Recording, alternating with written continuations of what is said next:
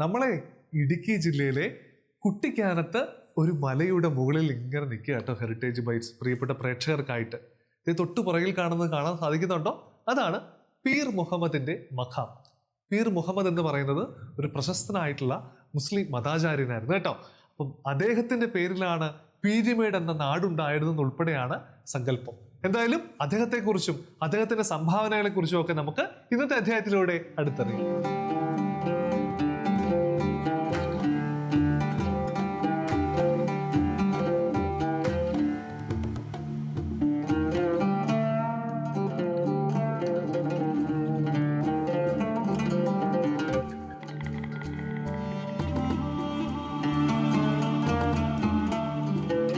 അങ്ങനെ നമ്മള് പീർ മുഹമ്മദിന്റെ മഖാം, അദ്ദേഹത്തിന്റെ മഖാമിന്റെ മുൻപിലാണ് നിൽക്കുന്നത്. ഇവിടെ നമ്മുടെ കൂടെ മറ്റാരുമല്ല, ഈ പീരുമേടിന്റെയും വണ്ടിപ്പെരിയാറിന്റെയും ഒക്കെ ഒരു ചരിത്ര അന്വേഷകനായിട്ടുള്ള ശ്രീ PAM ഹാരിസ് സാറാണ്. സാർ നമസ്കാരം. ഈ എനിക്ക് തോന്നുന്നു കുട്ടിക്കാനത്ത് നിന്ന് ഒരു 3 കിലോമീറ്ററോളം നമ്മൾ അകത്ത് വളരെ ദുർഘടമായിട്ടുള്ള പാതയിലൂടെ സഞ്ചരിച്ചാണ് ഈ മഖാമിന്റെ അടുത്ത് എത്തുന്നത് അല്ലെ? മഖാം എന്നാണ് ഇതിനെ പറയാ അല്ലെ? അതെ, ഇരിക്കുന്ന പണ്ട് സൂഫി സന്യാസികളൊക്കെ ഇരുന്ന സ്ഥലത്തിന് അങ്ങനെയാണ് പറയാറുള്ളത്. ഈ പീർ മുഹമ്മദ്, എനിക്കൊന്ന് പീരുമേടിന്റെ പേര് ഉത്ഭവിച്ചതിന്റെ പിന്നിൽ തന്നെ ഇദ്ദേഹത്തിന്റെ പേരായിരിക്കാമാണ് അല്ലെ? അങ്ങനെ വിശ്വസിക്കപ്പെടുന്നുണ്ട്. അദ്ദേഹത്തെ കുറിച്ച് ഒന്ന് പറയുമോ? ഈ ഒരു പുരാതന കേന്ദ്രം ഇവിടെ, അല്ലെങ്കിൽ ഈ തീർത്ഥാടന കേന്ദ്രം ഇവിടെ ഉത്ഭവിക്കാനുള്ള ഒരു കാരണം കൂടെ ഇദ്ദേഹം പീർ മുഹമ്മദ് അപ്പ റാവുത്തർ എന്നാണ് അദ്ദേഹത്തിന്റെ പേര്. അദ്ദേഹം റാവുത്തർ വിഭാഗത്തിൽപ്പെട്ട ആളാണ്. 1370-കൾക്ക് ശേഷമാണ് റാവുത്തർമാരൊക്കെ തമിഴ്നാട്ടിൽ നിന്ന് കേരളത്തിലേക്ക് വരികയും വഴിത്താരകൾ ഉണ്ടാകുകയും അങ്ങനെ ഒരു സഞ്ചാരം ഉണ്ടാകുകയും ചെയ്തിരിക്കുന്നു. അപ്പോൾ ഇദ്ദേഹം ആ കൂട്ടത്തിൽ വന്ന് ഒരു ജ്ഞാനിയാണ്, ഒരു സൂഫി സന്യാസി എന്ന് വേണമെങ്കിൽ പറയാം. അദ്ദേഹം ഒരു സ്വയം ഏകാന്തമായി മലകളിലൊക്കെ ഇരുന്ന് ധ്യാനിച്ചുകൊണ്ട് ജ്ഞാന കവിതകൾ എഴുതുക എന്നുള്ളതാണ് അദ്ദേഹത്തിൻ്റെ പ്രധാന ഒരു ഹോബി എന്ന് പറയുന്നത്. ജ്ഞാന കവിതകൾ എഴുതുക. അപ്പോൾ അത് ഈ തിരുക്കുറൾ പോലുള്ള വലിയ അന്ന് തമിഴിലുള്ള പുസ്തകങ്ങളൊക്കെ വായിച്ച് പഠിച്ച വ്യക്തിയാണ്. അപ്പോൾ അതിനെ ഒരു മുസ്ലിം കൺസെപ്റ്റിൽ, മുസ്ലിം ഒരു കാഴ്ചപ്പാടിൽ ഒരു ജ്ഞാന കവിതകൾ എഴുതുക എന്നുള്ളതാണ് അദ്ദേഹത്തിന്റെ പ്രധാന ജോലി. അങ്ങനെ 18,000-ഓളം കവിതകൾ ഓലകളിൽ എഴുതി വെച്ചിട്ടുണ്ട്. അപ്പം ഞാൻ ഈ പീരുമേടിന്റെ ഒക്കെ പേരിന്റെ ഉത്ഭവമൊക്കെ തപ്പി നടന്നപ്പോഴാണ് ഈ പീർ മുഹമ്മദ് എന്നുള്ള പേര് കേൾക്കുന്നത്. അതേസമയം 1419 പൂഞ്ഞാറ് രാജാവ് ഈ സ്ഥലം വാങ്ങിയപ്പം അതിനകത്ത് പീരുമേട് എന്നുള്ള പേരില്ല. 1817 വാടാൻ കോണറിന്റെ സർവേയിലെ റിപ്പോർട്ടിനകത്ത് പക്ഷേ പീരുമേടിന്റെ പേരുണ്ട്. അപ്പോൾ ഈ 1400-നും 1800-നും ഇടയ്ക്കായിരിക്കാം ഇദ്ദേഹം ഇവിടെ എത്തിയിരിക്കുന്നുള്ളത് എൻ്റെ ഒരു ഗവേഷണത്തിൽ മനസ്സിലാക്കുന്നത്. അങ്ങനെയുള്ള ഒരു അന്വേഷണത്തിലാണ് 1500-കളിലാണ് അദ്ദേഹം ഇവിടെ എത്തിയിട്ടുള്ളതെന്ന് മനസ്സിലാകുന്നത്. അതെങ്ങനെയാണെന്ന് വെച്ച് കഴിഞ്ഞാൽ 1520-നും 1620-നും ഇടയ്ക്ക് ജീവിച്ചൊരു വ്യക്തിയായിരുന്നു എന്നാണ് മനസ്സിലാക്കാൻ കഴിഞ്ഞത്. വ്യക്തമായ മറ്റു തെളിവുകളില്ല. അദ്ദേഹം എഴുതിയ കവിതകളിൽ നിന്ന്, ജ്ഞാന കവിതകളിൽ നിന്ന് ഓരോ അതാത് കാലത്തെ കാര്യങ്ങൾ എഴുതുമ്പോൾ അതിൽ നിന്ന് മനസ്സിലാക്കിയാണ് ആൾക്കാർ കണ്ടെത്തിയിരിക്കുന്നത്. ഇങ്ങനെ ഈ ഒരു സമയത്താണ്. ഇപ്പോൾ പീരുമേട്ടിൽ ഏകദേശം 1550-നും 1580-നും ഇടയ്ക്ക് വന്നിരുന്നു എന്നാണ് മനസ്സിലാക്കാൻ കഴിഞ്ഞത്. കാരണം 1580-ന് ശേഷം ഇദ്ദേഹം തക്കല, അതായത് ശ്രീപത്മനാഭപുരം കൊട്ടാരം ഇപ്പോൾ ഇരിക്കുന്ന സ്ഥലത്തേക്ക് പോയി അവിടുത്തെ രാജാവുമായി ബന്ധപ്പെട്ട് അങ്ങനെ ജീവിച്ചു, അവിടെ തന്നെ മരിച്ച് അവിടെ തന്നെ കബറടക്കിയ വ്യക്തിയാണ്. അപ്പോൾ നമ്മുടെ ഉദ്ദേശം പീരുമേട് എന്ന് പറയുമ്പോൾ 1550-നും 1580-നും ഇടയ്ക്ക് ഈ മലമുകളിൽ വന്നിരുന്നു എന്നുള്ളതാണ്. അന്ന് അദ്ദേഹത്തിന് അതുപോലെ തന്നെ ഈ കുതിരയെ ചികിത്സിക്കുന്ന കഴിവൊക്കെ ഉണ്ട്.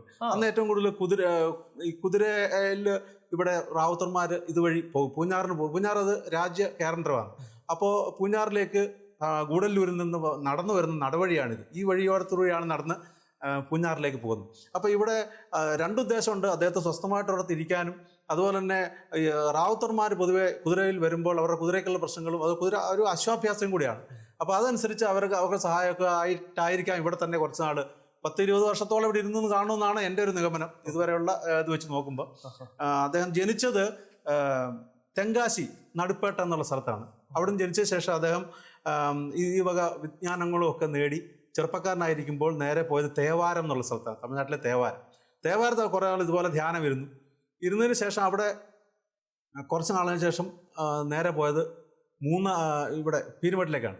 പീരുമേട് മലനിരകളിലേക്ക് വന്നു. അപ്പോൾ പിന്നെ കാണുന്നത് പീരുമേട്ടിൽ നിന്ന് മൂന്നാർ ഭാഗത്തേക്ക്, ദേവികുളം ഭാഗത്ത് പോയതായിട്ടും അതിനുശേഷം തിരുവനന്തപുരത്തേക്ക് പോയതായിട്ടുമാണ് ചരിത്ര രേഖകൾ.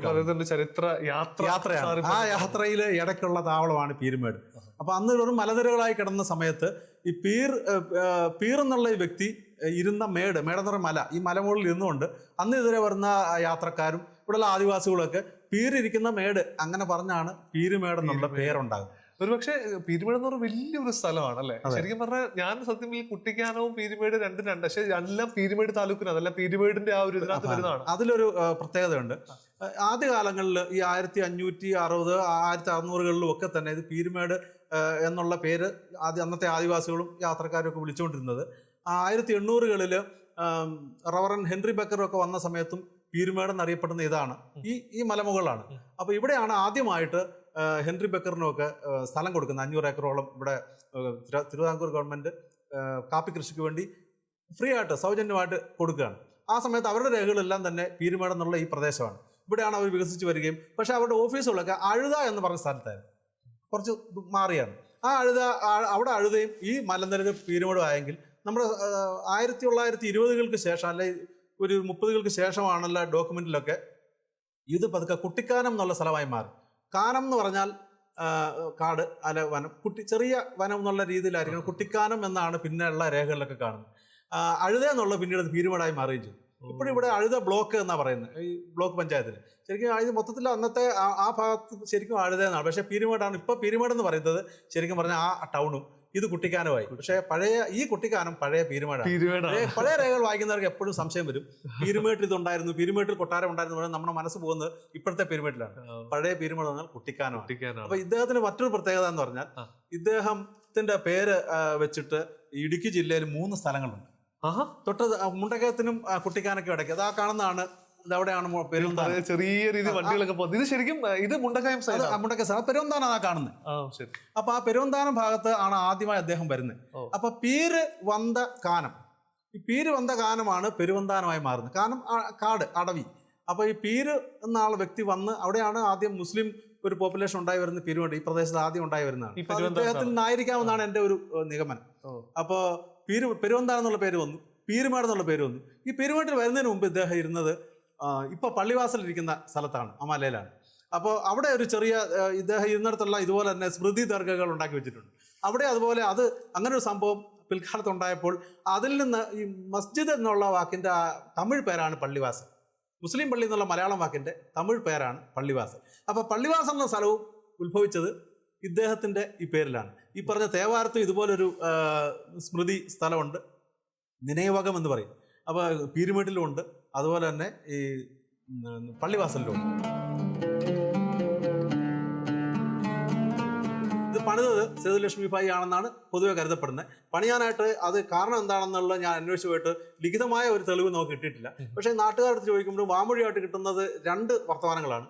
ഒന്ന്, സേതുലക്ഷ്മി ഭായി സ്വപ്നം കണ്ടു, സ്വപ്നത്തിൽ ഒരു കുതിരപ്പുറത്ത് ഇദ്ദേഹം വരുന്നതായിട്ട് കണ്ടു, ഒരു മുസ്ലിം ആയിട്ടുള്ള ഒരാൾ വരുന്നതായിട്ട് കണ്ടു എന്ന് പറഞ്ഞപ്പോൾ ഇതിങ്ങനെ ഒരാൾ ഇവിടെ പണ്ട് ഇരുന്നിരുന്നു, അതിന്റെ പേരാണ് ഈ പീരുമേട് നിന്ന് വന്നതെന്ന് പറഞ്ഞപ്പോൾ അതിന്റെ പേരിൽ പണിതു എന്നാണ്, ഒരു ചെറിയൊരു സ്ക്വയർ പോലെ പണിതിട്ടു, നിനയവകം അതാണെന്നാണ് ഒരു കൂട്ടർ പറയുന്നത്. മറ്റൊരു കൂട്ടർ പറയുന്നത് അതല്ല, അവർക്കൊരു നേർച്ച ഉണ്ടായിരുന്നു. കാരണം ഈ തിരുവിതാംകൂറിന്റെ റീജന്റ് ഭരിക്കുന്നതിന് കാരണം അവർക്ക് ആൺമക്കൾ പ്രായപൂർത്തിയാകാത്തതുകൊണ്ടാണ്.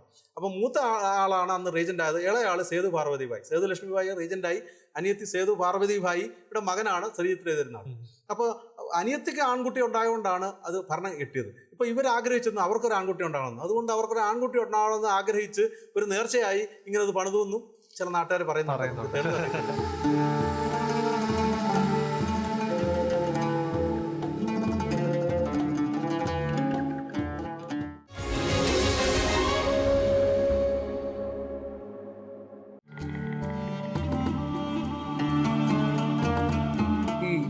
മുഹമ്മദ്, ഈ പീർ എന്ന് പറയുന്ന അദ്ദേഹത്തിന്റെ പേരാണോ എന്തെങ്കിലും സ്ഥാനപ്പേരാണോ? പൊതുവെ മുസ്ലിങ്ങൾക്ക് അങ്ങനത്തെ പ്രത്യേകിച്ച് റാവുത്തർ വിഭാഗത്തിന് ഉള്ള പേരാണ് ഈ പീർ മുഹമ്മദ്, അപ്പ റാവുത്തർ. അങ്ങനെയൊക്കെ പീർ മുഹമ്മദ് റാവുത്തർ ഉണ്ട്, അപ്പ റാവുത്തർ ഉണ്ട്. ഇദ്ദേഹത്തിന്റെ പേര് പീർ മുഹമ്മദ് അപ്പ റാവുത്തർ എന്നാണ്.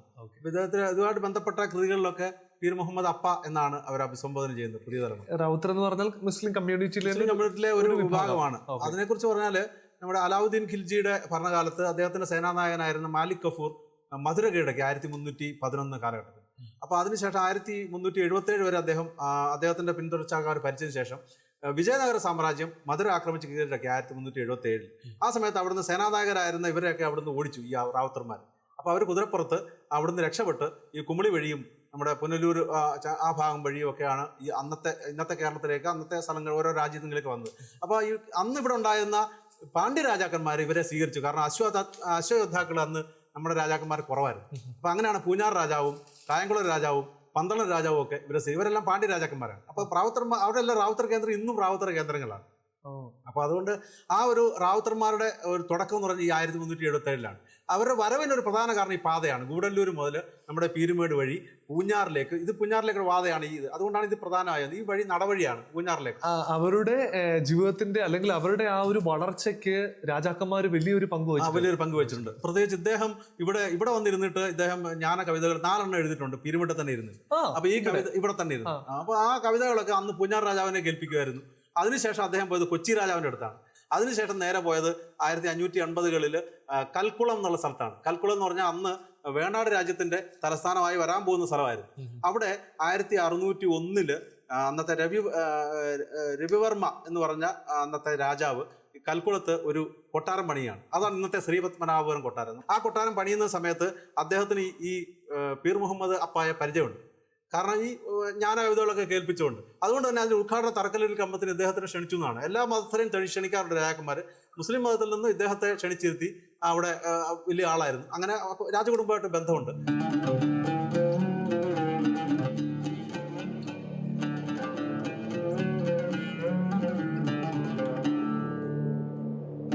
അദ്ദേഹം എഴുതിയ കവിതകളെ കുറിച്ചോ അല്ലെങ്കിൽ എന്തിനെ കുറിച്ചോ സാറിന് എവിടുന്നേലും അതിന്റെ കാര്യങ്ങളെ കേട്ടിട്ടുണ്ടോ? അദ്ദേഹം എഴുതിയ കവിതകൾ നമുക്ക് ഇപ്പോഴും അവൈലബിൾ ആണ്. അത് വെച്ച് നോക്കുമ്പോൾ തത്വജ്ഞാനവുമായി ബന്ധപ്പെട്ട ചില ആദർശമുള്ള ആ രീതിയിലുള്ള കവിതകളാണ്. നമ്മുടെ തിരുക്കുളർ പോലെ ജീവിത ദർശനവുമായി ബന്ധപ്പെട്ട് അദ്ദേഹത്തിന് ഒരു മുസ്ലിം കാഴ്ചപ്പാടെന്ന് വേണമെങ്കിൽ പറയാം. തിരുക്കുളറിൻ്റെ ഒക്കെ ജീവിത ദർശനങ്ങളാണ് കൂടുതലും പറയുന്നത്. എങ്ങനെയാണ് തത്വജ്ഞാനമാണ്.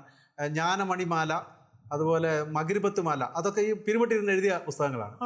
പിന്നെ അദ്ദേഹത്തിന് ഫേമസ് ആയിട്ടുള്ള റോസ് മീസാക്കുമാല, അങ്ങനെ കുറേ 24 പുസ്തകങ്ങൾ ഉണ്ടെന്നാണ് എൻ്റെ അറിവ്. അപ്പോൾ അതെല്ലാം തന്നെ തത്വജ്ഞാനം, ജീവിതദർശനം, ഇതുള്ള കാര്യങ്ങളാണ്.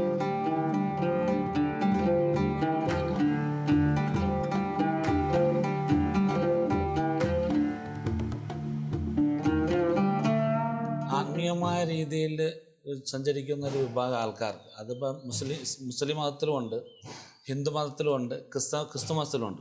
അപ്പോൾ ഈ മതത്തിൽ മനുഷ്യന്മാർ വ്യത്യസ്തതാണെങ്കിലും ഇതിൽ ചില ആൾക്കാർ വിഭാഗം ഈ 3-4 മതത്തിൽ തന്നെ എന്ത് ചെയ്യുന്ന വിഭാഗങ്ങൾ കുറച്ച് ആത്മീയത ഇഷ്ടപ്പെടുന്നുണ്ട്, ഏകാന്തതയും കൂടുതൽ ദൈവികത ആഗ്രഹിച്ചു പോകുന്നവരുണ്ട്. അവരെപ്പോഴും ശുദ്ധന്മാരായിരിക്കും. അവർക്ക് യാതൊരു പ്രശ്നത്തിനുണ്ടാവാറില്ല. അവർ സമൂഹത്തിൽ എല്ലാവരെയും ഒരേപോലെ, അവർ മനുഷ്യനായിട്ട് കാണുന്നവരാണ്. അവർക്ക് ആരുടെ വിരോധമില്ല. അപ്പോൾ ഏത് മനുഷ്യനെ കണ്ടാലും അവരെല്ലാവരും ചേർത്ത് പിടിക്കുന്ന ഒരു സ്വഭാവം.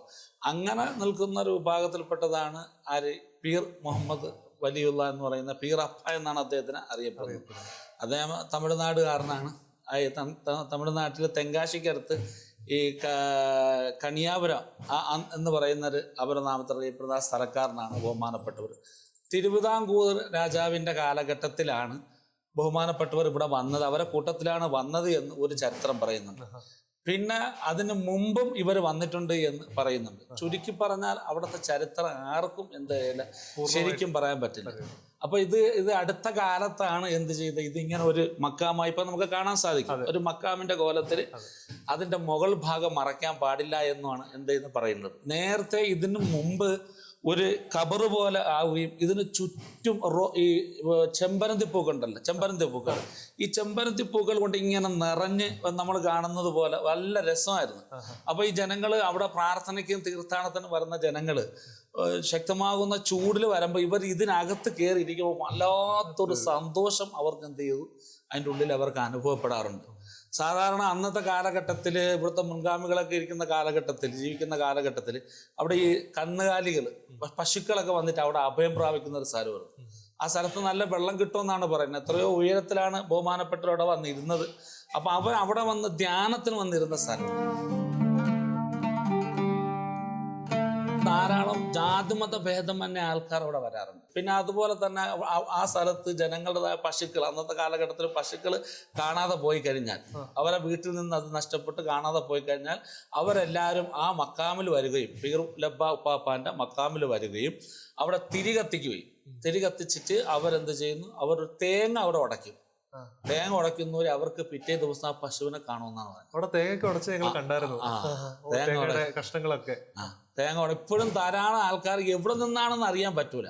പല ആൾക്കാരും ഒറ്റപ്പെട്ട് വരുന്നുണ്ട്. അവിടെ ധ്യാനത്തിനിരിക്കുന്നവരുണ്ട്, പ്രാർത്ഥിക്കുന്നവരുണ്ട്, അവിടെ വന്ന് അവരുടെ ആശീർവാദം വാങ്ങിക്കാൻ വരുന്നവരുണ്ട്. അങ്ങനെ ധാരാളം ആൾക്കാർ വന്ന് ഇപ്പോഴും അവരവരുടെ വിശ്വാസാടിസ്ഥാനത്തിൽ ഓരോരുത്തരും വലിയ ഉയർച്ചയിലെത്തുന്നുണ്ട്.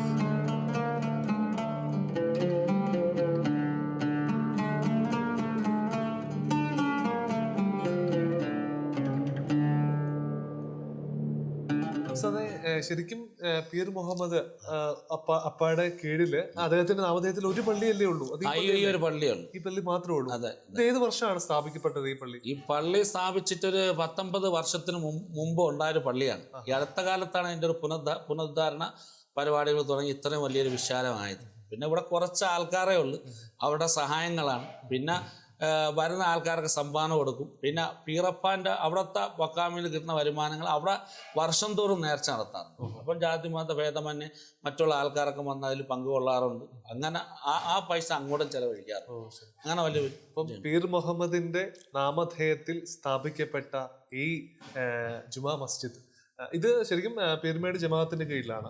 ഈ പീർമേട് ജമാഅത്തിന്റെ കീഴിലാണ് ആ ആ മക്കാമുള്ളത്. ഇവിടെ നിന്ന് എല്ലാ ദിവസങ്ങളും, ആഴ്ചയിൽ ഒരു ദിവസമെങ്കിലും ഇവിടെ ഉള്ള ആൾക്കാർ ഒന്നിടവിട്ട് അവിടെ എത്തും. നേരത്തെയൊക്കെ ദിവസം പോകുന്നവരുണ്ടായിരുന്നു, ഇവിടെ നിന്ന് നടന്നു പോകുന്നവരുണ്ടായിരുന്നു. ഇപ്പൊ എന്തേലും മനുഷ്യന്മാർക്ക് തിരക്കൊക്കെ ആയതുകൊണ്ട് കുറച്ചൊക്കെ പിന്നിലാണ്. എന്നാലും എപ്പോഴും ആഴ്ചയിൽ ഒരു വർഷമെങ്കിലും എന്ത് ചെയ്തു ഇവിടെയുള്ള ജനങ്ങൾ അവിടെ എപ്പോഴും എത്താറുണ്ട്.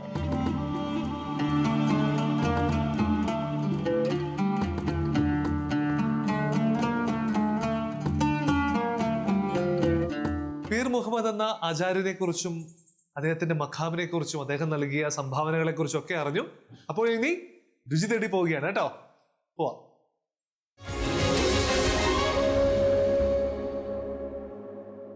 അങ്ങനെ നമ്മൾ കുട്ടിക്കാനത്ത് നിന്ന് നമ്മൾ ആ ഇറക്കമൊക്കെ ഇറങ്ങി വന്ന് നമ്മൾ പഴയിടത്താണ് കേട്ടോ, കോട്ടയം പഴയിടം എന്ന നാട്ടിലാണ് എത്തിയിരിക്കുന്നത്. എന്റെ കൂടെ സിനി ആന്റിയാണ്, സിനി ജോഷി. സിനി ആന്റി നമസ്കാരം, ഹെറിറ്റേജ് ബൈറ്റ്സിലേക്ക് സ്വാഗതം.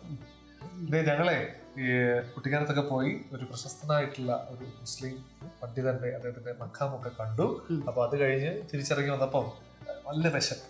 അപ്പൊ എന്നോട് പറഞ്ഞു ഇവിടെ ഒരു സിനി ആന്റി ഉണ്ട് പഴയിടത്ത്, ഇവിടെ വന്നാൽ മതി, ഒരു സ്പെഷ്യൽ ഡിഷ് തരാന്നൊക്കെ പറഞ്ഞു. അപ്പൊ എന്ത് ഡിഷാണ് ഞങ്ങൾക്ക് ഇത് സമ്മാനിക്കുന്നത്? ഞാൻ ഒരു എളുപ്പത്തിലുണ്ടാക്കാവുന്ന ഒരു ഉള്ളിവട. അപ്പൊ നമ്മള് സവാള വട എന്നൊക്കെ പറയല്ലേ നാട്ടുകളിലൊക്കെ? പറയും. പക്ഷെ ഒരു 40 വർഷം മുമ്പ് എൻ്റെ അമ്മ, ഞങ്ങൾ കൊച്ചുകുട്ടികളായിരുന്നപ്പോൾ സ്കൂളിൽ പോയിട്ട് വരുമ്പോൾ ഉണ്ടാക്കി തന്ന ഒരു സാധനമാണ്. അത് പക്ഷെ ഇപ്പം ആർക്കെങ്കിലും ഉണ്ടാക്കാൻ അത് അറിയാമോ അറിയത്തില്ല. അതാണ് അവിടുത്തെ കാര്യം കേട്ടോ, അതാണ് നമ്മുടെ പൈതൃകം. ഓക്കെ, അപ്പം നമുക്ക് ഇവിടെ തയ്യാറാക്കി ഇത് ചട്ടി ഇതിനകത്താണ് ഉണ്ടാക്കണം. അതെ അതെ. അപ്പൊ നമ്മള് ചട്ടി വെച്ചു, അത് ചൂടായി വന്നിട്ടുണ്ട്. അടുത്തെന്താ സ്റ്റെപ്പ്? ഇനിയും എണ്ണ ഒഴിക്കണം. എണ്ണ ഒഴിക്കാം. ഓക്കെ, വെളിച്ചെണ്ണയാണ്. അപ്പൊ നമ്മള് ഈ മിക്സ് ഉണ്ടല്ലോ, ഇതിന്റെ പ്രത്യേകത എന്താ? ഈ ഉള്ളിവടയുടെ മിക്സ് എന്തൊക്കെയാണ്? അതാണല്ലോ പ്രേക്ഷകർക്ക് അറിയേണ്ടത്. ആ ഇൻഗ്രീഡിയന്റ് ഞങ്ങൾക്ക് പറഞ്ഞു തരണം. 40 വർഷം മുമ്പത്തെ ആ ഇൻഗ്രീഡിയന്റ് എന്തൊക്കെയാ? അത് മൈദാമാവ്, 1 കപ്പ് മൈദാമാവിന് ഒരു 2 സവോള, ഒരു പച്ചമുളക്, ഒരു ചെറിയ ഇഞ്ചി കഷ്ണം, പിന്നെ കുറച്ച് കറിവേപ്പില, ഇത്രേ ഉള്ളൂ. അപ്പം വെള്ളം അടുപ്പേ വെച്ച് തിളപ്പിക്കുക. എന്നിട്ടത് ഈ മൈദാമാവിനകത്ത് ഉപ്പിട്ടിട്ട് അതൊഴിച്ച് ഇങ്ങനെ കൊഴുക്കട്ടയ്ക്കും ഒക്കെ വാട്ടി കുഴയ്ക്കുന്ന പോലെ കുഴയ്ക്കണം. എന്നിട്ട് അതിനകത്തോട്ട് ഇത് ചുമ്മാ അരിഞ്ഞു വെച്ചിട്ട് ഇതും കൂടി ഇട്ട് മിക്സ് ചെയ്ത് നന്നായിട്ട് ഇളക്കണം. അങ്ങനെയാണല്ലേ? ആദ്യം അങ്ങനെ ഒരു മിക്സ് ഉണ്ട് കേട്ടോ. മൈദമാവ് വെച്ച് നമ്മൾ ഈ പത്തിരിക്ക് അല്ലെങ്കിൽ നമ്മൾ ഈ ഇടിയപ്പത്തിനൊക്കെ ഇളക്കുന്ന അതിനേക്കാൾ കുറച്ചുകൂടെ വേണം. അതുപോലെ വാട്ടി കുഴയ്ക്കണം. ഓക്കെ, അപ്പം നമ്മൾ ആ ഒരു മൈദ ചേർത്തുള്ള മാവാണ് ഇത്. ആദ്യമേ നമ്മളെ ഇതെടുത്തിട്ട് ഇച്ചിരി വെള്ളം മുക്കി വേണം ഇങ്ങനെ ഉരുട്ടാൻ. അതായത് കയ്യാൽ ഒത്തിരി ഇങ്ങനെ ഒട്ടിപ്പിടിക്കാതിരിക്കാനായിട്ട്. മൈദ ആയതുകൊണ്ട് പശപ്പശപ്പും കൂടുതലോ. ഇങ്ങനെ കയ്യെ വെച്ച് ഇങ്ങനെ പരത്തണം.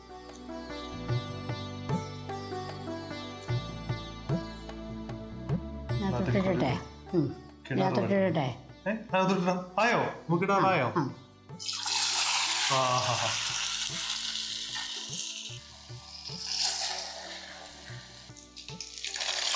ഫ്ലെയിം കുറച്ച് വെക്കണം, ചെറിയ ഫ്ലെയിമിലല്ലേ അകം നന്നായിട്ട് മൂക്കത്തില്ല.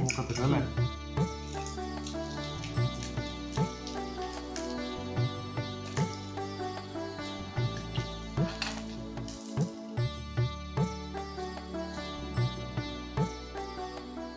സിമ്പിൾ രീതിയിൽ മേക്ക് ചെയ്യാവുന്ന ഒരു സവോള ഉള്ളിവടയാണ്. നമ്മൾ ചിലപ്പോൾ നിങ്ങളുടെ വീട്ടിലൊക്കെ ഉപയോഗിച്ചാണ്, പക്ഷെ ഇതിനകത്ത് നമ്മൾ പുളിപ്പിക്കുന്നില്ല എന്നുള്ളൊരു വലിയ കാര്യമാണ് ഇവിടെ ചെയ്തേക്കുന്നത്. എന്ന് വെച്ചാൽ മാവ് പുളിപ്പിക്കുന്നില്ല. എങ്ങനെ ഏകദേശം എത്ര ഷെയ്ഡ്, എങ്ങനത്തെ ഷെയ്ഡ് പറഞ്ഞു അതിന്? ബ്രൗൺ ആണോ? ഈ ബ്രൗൺ കളർ. ഈ ബ്രൗൺ കളറാണ് അല്ലേ? എടുക്കാം അല്ലേ? എടുക്കാറായി.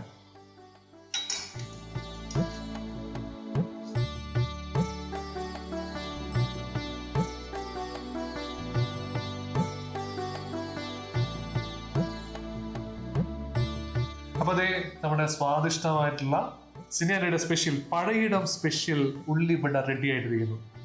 ഞാൻ കഴിച്ചു നോക്കട്ടെ. സോസ് ഒക്കെ എന്തെങ്കിലും കൂട്ടി കഴിക്കാറുണ്ടോ ഇത്? സോസ് കൂട്ടി കഴിക്കാം. പക്ഷെ പണ്ട് 40 വർഷം മുമ്പ് സോസ് ഒന്നുമില്ലായിരുന്നു. അപ്പൊ ഞാൻ എന്തായാലും നല്ല ചൂടായതുകൊണ്ട് ഊതി കഴിച്ചു നോക്കണം. അതിന് പറഞ്ഞ ചൂടോടെ കഴിക്കണമെന്നാണ് കേട്ടോ. സൗണ്ട് കേൾക്കാൻ പറ്റുമെന്ന് അറിയില്ല, കടിക്കുമ്പോൾ നല്ല ക്രിസ്മസ് അല്ലേ.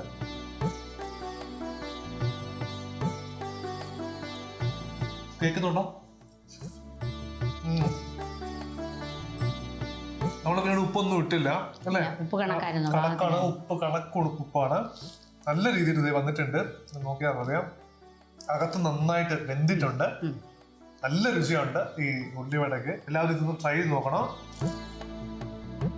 അപ്പൊ നമ്മൾ തീർച്ചയായിട്ടും കുട്ടിക്കാനത്തുള്ള പീർ മുഹമ്മദ് അദ്ദേഹത്തിന്റെ ആ ചരിത്രവും എല്ലാം നമ്മൾ അറിഞ്ഞു. അതോടൊപ്പം തന്നെ നമ്മുടെ സിനിയാനി നമുക്ക് സ്വാദിഷ്ടമായിട്ട് വെച്ചുണ്ടാക്കി തന്ന ഉള്ളിവട നിങ്ങൾ എല്ലാവർക്കും ഇഷ്ടപ്പെടുമെന്ന് വിചാരിക്കുന്നു. അപ്പം സിനിയാനി ഒരു ബൈ ബൈ പറഞ്ഞ അടുത്ത എപ്പിസോഡിൽ കണ്ടുമുട്ടാം. ബൈ ബൈ പറഞ്ഞു. Bye bye. Bye bye.